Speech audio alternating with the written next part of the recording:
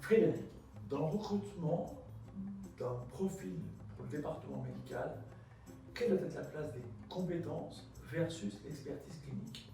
Alors, la question que tu me poses m'amène à une question d'équilibre et de balance, finalement.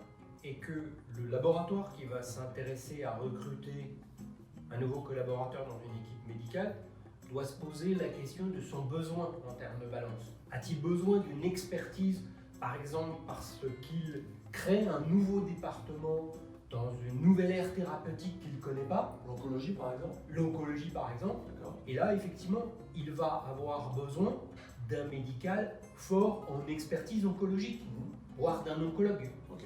Si un laboratoire est déjà installé dans une aire thérapeutique ou a déjà ses experts dans ce domaine-là, il aura besoin quand même de quelqu'un qui comprend ce domaine-là, mais il aura besoin probablement d'améliorer ou de renforcer les compétences d'une équipe médicale, des compétences managériales, des compétences stratégiques, des compétences de communication.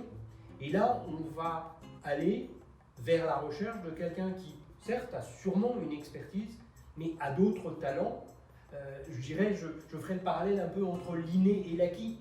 L'acquis, j'ai une formation de médecin par exemple, ou de PhD, donc je connais ce domaine-là, et ça, c'est ce que le laboratoire recherche, donc c'est ça que je vais aller chercher.